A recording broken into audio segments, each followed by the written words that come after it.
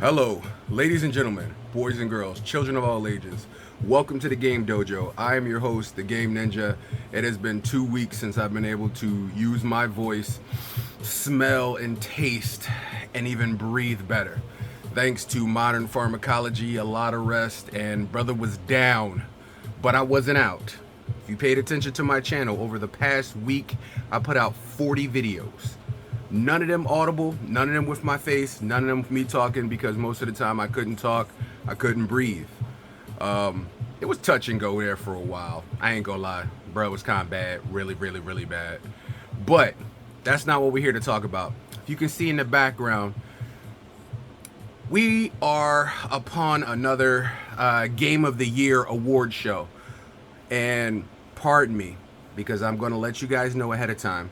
There's going to be some language in this video because this is an emotional video and gaming is something I take very seriously. So, the nominees for the Game of the Year have come out and everybody has seen it. And there were a few games that did not make the list, did not make the nominees. And I'm just going to go ahead and say it since nobody else is saying it. Everybody tapped down and about, oh, well, it goes by this and it goes by that and it goes by this and that. Well, look. I'm going to say it plain to you. The awards are bullshit. The awards are not by gamers. They're not for gamers. And I'm going to leave it as that plain. First of all, no harm, no foul against Bouldergate. Bouldergate, you out there, you doing your thing. You are making amazing strides. You have only been out a few months. When we're talking about contenders for Game of the Year, we're talking about games that have come out during the year and had months and months and months to soak. We're talking about games that have literally been triumphant month over month over month over month in sales. And you cannot deny that one of the gigantic key aspects of Game of the Year, where you put that little seal on the game and it says Game of Year Edition, comes down to sales. So I'm gonna go ahead and start off. Hogwarts Legacy. I find it funny. I find it real funny that a game that grossed more than $1 billion, a game that broke records, a game that with critics is sitting at an 8 to a 9 on pretty much everybody's table, a game whose soundtrack is nominated for a Grammy, did not even get nominated in any category in your award show. So listen, like I said, I'm a gamer. I'm a real gamer. I am the Game Ninja. I game, therefore I am. Your views may not be my views, but I damn sure ain't gonna go political with your views. And I'm gonna tell you, Hogwarts Legacy, Portkey Games, Warner Brothers, deserves a spot. It deserves a spot on that list. No hate against Resident Evil 4, but Resident Evil 4 is a remake. Its core game is the same as a game that came out years and years and years and years ago. So it should not be Game of the Year. And don't get me wrong, I played over 85 hours through Resident Evil. I went through a computer upgrade and lost my Resident Evil file and had to fight and go loot millions and millions of files to get my save game so that I could beat the game and finish it. I've done all the Resident Evil remakes. I've finished all of them. I only got 2 left. But that's not here nor there. We are talking about the snubs. Now, like I said, if you can see from my screen, Baldur's Gate, it deserves. If the awards were 4 months later, it would deserve a shot. I'm not talking about sales because the sales is nowhere near $1 billion yet. Hogwarts Legacy grossed $1 billion. The Legend of Zelda, Tears of the Kingdom. Come on, guys.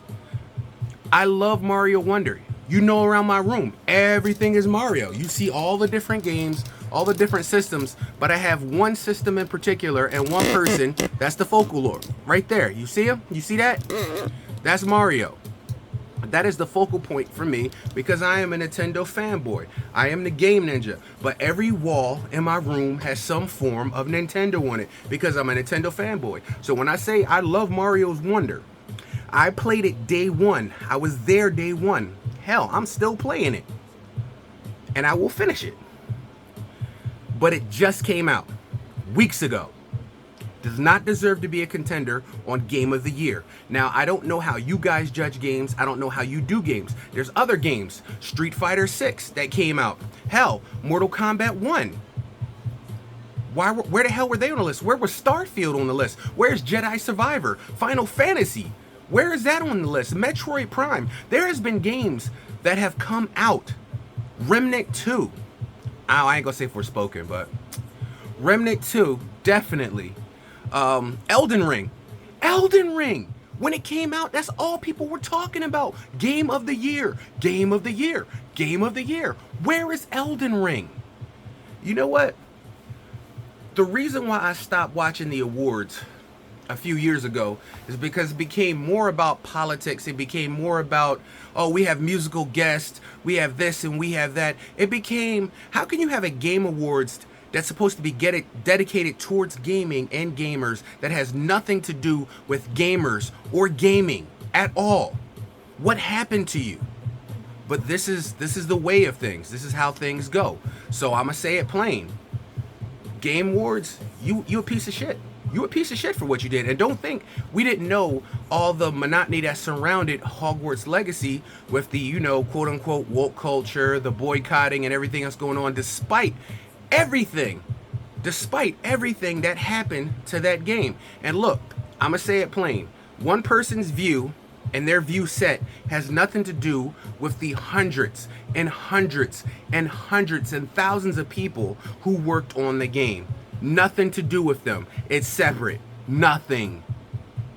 Harry Potter is not a part. He's not in the game. He has nothing to do there. His name is not mentioned. None of that has anything to do with Hogwarts Legacy.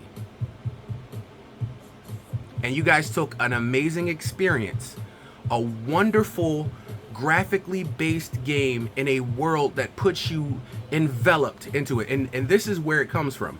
The better the games are now, the worse they do in your eyes. Because you don't like fan service.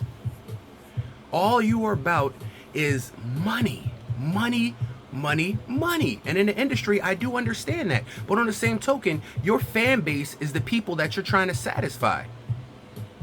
Come on, man. Microtransactions in anything and everything. Nickel and diming people releasing a game and then later on having to patch that game because it wasn't ready at launch. Come on now. Another Cyberpunk 2077 fiasco? It's not happening. You guys have become lazy. You guys have become complacent in the fact that you're digging into the wallet of gamers. This is not an industry like the movie industry or the music industry. This envelops everything in a whole. And these cinematic universes are games, they're stories, and people are willing to give their last dollars and pay above their last dollars for DLC content to satisfy their need and their love of legacies in these gaming events. And it pisses me off to no end that when it comes to a gaming award show, you guys are all politics. You're bought off all politics. So, ladies and gentlemen, I have a few games that I think should be on a list somewhere here, there, or yonder. So this ain't their list, this is my list. Number one, I am going to say Hogwarts Legacy.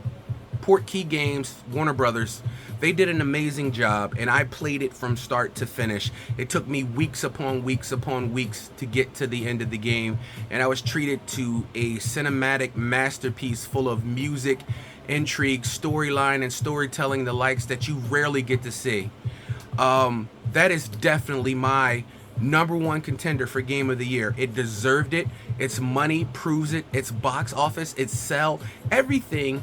It's over $1 billion. Do you understand? How can a game that's 8 to 9 points on every critic scores, it's not even the user base ratings, that's just the critic scores.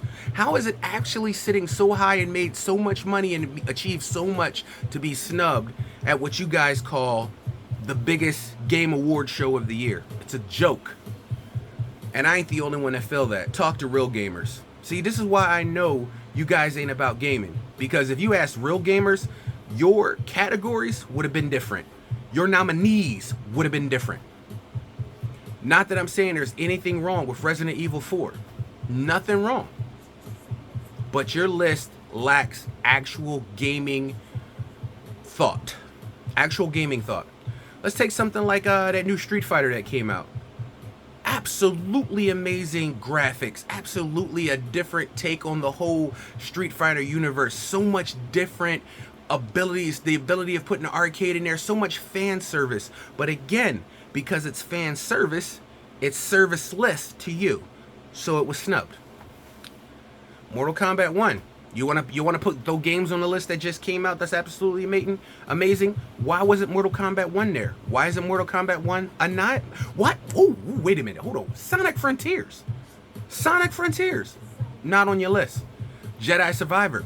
Not on your list. The Pikmin franchise. Matter of fact, I don't even have to stay in Nintendo. We can go all across the board because there's a bunch of games that you guys don't have on here at all. Not nominated, not set up in any categories. And these games are phenomenal. Not just in my opinion, but in real gamers' opinion. The Gamer Nation. And the Gamer Nation spoke with its dollars.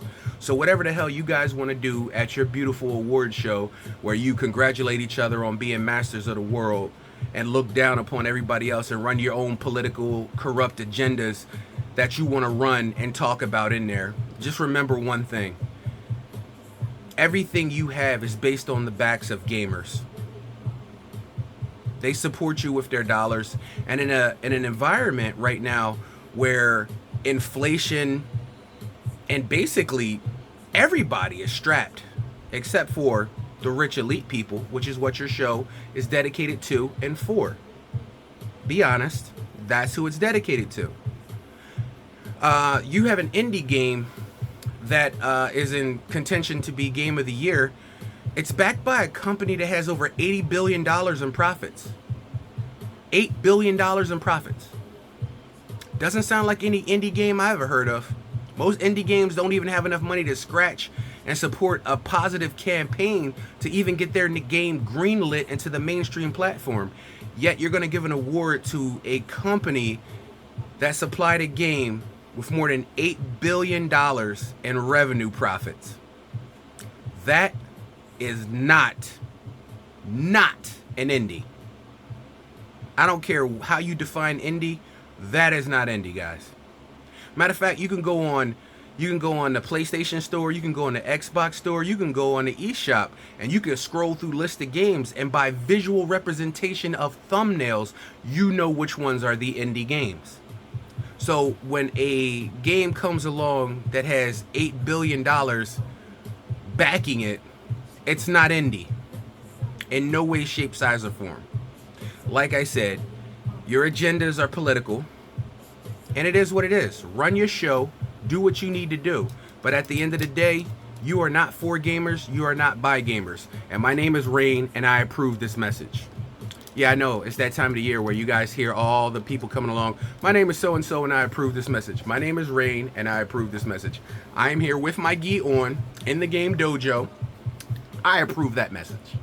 So, let's get back on topic of talking about games. Games, well, you know what? Forget that. I'll tell you what. We're going to hold our own little gaming awards for 2023 right here in the Game Dojo. And I'm going to do it live. And you know what? I'm going to show you just why every game that I choose, every game that I put on my list, I'm going to show you exactly why it deserves to be there. Something that none of them will do. None of them will do. And like I said, it is no disrespect to Baldur's Gate at all. No disrespect to Mario Wonder. No disrespect to any other the contenders that you guys put up for Game of the Year that just came out. Year means of the year, right? The entire year, right? If your game came out 1 month before the end of the year, why should it be a contender for Game of the Year when other games have been kicking ass all year long? Don't you think they deserve it? Don't you think they have enough soap time? Don't you think they have proven their levity amongst all game makers? Don't you think their money speaks for itself? I do. Hogwarts is over $1 billion in profit. But, you know what? Yeah. We're going to hold our own game awards. We're going to hold our own game awards right here in the Game Dojo. And I'm going to give you a list of games that is by gamers, for gamers. And I'll reach out and touch some friends. I'm going to reach out and touch some gamer friends out there in the Gamer Nation. So I want to hear y'all thoughts. I want to hear you speak. Matter of fact, on this video, if you guys are listening and you have followed me this far for this 15 minutes, I want you to leave the game contenders that you believe should be game of the year in my comments. I want you guys to go into the comments and tell me the game that made this year easy for you and bearable. Because there are some games that got people through this year. Some people, their money wasn't right, their life wasn't right, their health wasn't right. Everything was crumbling in them, and a game, something as minuscule as a game, helped them make it through to another day. It got rid of their angers, their frustrations. They live vicariously in another world through that game. This is what gaming does. This is what real gaming does. It tells stories. Everything tells stories. Music is just a story. You follow along in a story, you get wrapped up in it. Movies, stories. All these things are about stories and great storytelling. And there is no better venue than the video game industry. There are more gamers than musicians, movies, and movie studio execs in the world. Gaming is a $1 trillion business, and it would not be here, and there could not be gaming awards without the dollars that fund it from us, the gamers. So in my comments, I want you guys to hit up and tell me your games. Tell me your games you bust this year. And you know what? I don't care. You can give me the ones that they have there too. If you bust Boulder Gate, because I know there's some people that bust Boulder Gate 6 times already and they're on their 6th playthrough. Put Boulder's Gate in the credits. I'm going to take all the incoming from all of you, and we going to make our own game awards, and we going to celebrate it the right way in the gameplay. So don't forget, hit my comments. Let me know what you want to see on our 2023 gaming awards list. And you know what? I'm gonna do some soul searching too and go through some games myself, because I've beat more games this year than I ever have in the last 20 years of my life. That was my New Year's resolution, to complete more games. Stop playing the game, jump to the next one, jump to the next one, jump to the next one. I actually started finishing games, and I've done that. Probably more than 15 this year that I've completed. And some of those campaigns were 80 hours, 90 hours, over 100 hours. And you're talking to somebody who's literally sitting over 1,500 hours in Animal Crossing. And oh, there are other small games that deserve honor and awards for their strives. Disney Speedstorm, it's another one. It's riddled with microtransactions. Yes, I know, but pretty much every damn game is now. Even the sports games are riddled with microtransactions. But the game deserved it. Music, graphics, breakthrough. I played it even in beta. That deserves to be talked about too. So the games that deserve the spotlight will get the spotlight here in the 2023 Gaming Awards. Now, theirs is December 7th. So we already know the bullshit that's going to happen on theirs. So I tell you what, we're going to do ours that following weekend. We're going to do our gaming awards that following weekend. I'm going to give y'all enough soak time to come up, hit me up with different games that you guys played, and tell me, you ain't got to give me a whole paragraph or anything. You can if you want. I don't mind. I really don't mind. Let me know in a little bit, in a sentence or two, why you love that game, why that game deserves it. Because these things are emotional, personal experiences in games. And frustrations and angers. You're talking to somebody that died over 800 times in Elden Ring. I don't want to see that game do anything well. But graphic-wise, gameplay-wise, and story-wise, the game is off the charts and deserves an award. It does. It does deserve an award. Hogwarts Legacy, when it first came out, all people talked about, even before it dropped on the shelves, was Game of the Year contendership. And it's funny, even with all the money, all the scores, all the records it broke, it didn't deserve a spot on your list. In the Game Dojo, we give that the double. That comes from the Stone Cold days, back in the 90s. So, like I said, hit me up in the comments. Let me know what was your favorite game this year. And I will actually let you include 2 months at the end of 2022, leading into 2023, because I want to give a good 6 to 7 month soak on every game that has a contendership. So I'll accept some of the ones that ended in the later months of 2022 as well. I want to give you a full 12 months, So we'll go back to, say, December, November. It's November now, so we'll go back to December, November. All right, hit me up. Don't forget to like and subscribe. And thank you guys for joining me again. It hurts my heart that something so great was turned so. It's like the Hunger Games. It's like we're literally watching the Hunger Games, and they're like, maybe odds forever be in your favor, but it's rigged. It's rigged from the beginning. It's rigged. There's no other way of saying it. And I'm not the only one that sees it. And you guys are like, well, what are you going to do about it? We can speak with our dollars, but then again, in our minds, the game of the year is in the hearts of the gamer nation. Everybody has their contender.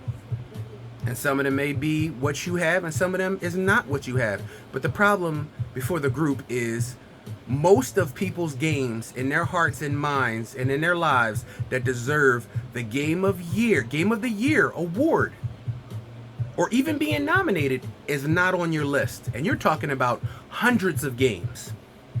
That is a travesty that will not stand. Damn sure not here in the Game Dojo. From the Game Dojo, I am the Game Ninja. I look forward to seeing you the week of December 7th. After their bullshit awards, we gonna have ours, and we gonna do it right here in live, and we gonna go down, and we gonna, everybody who wrote in, I will put together a list of the most voted games. We're gonna do our top 10. Matter of fact, screw that. We gamers. Top 20. Give me your top 20 games. You can do many submissions as you want. 1, 2, 3, 4. Just let me know what game and why. And when we vote on them and put them in there, and I'm going to put this throughout there on all social media, so we're going to have the gamers vote for the games the gamers want in this contingency of Game of the Year. And why it may not be honored by them, it's honored by us. By gamers, for gamers, damn sure. Gamer approved. I'll check you guys out next time.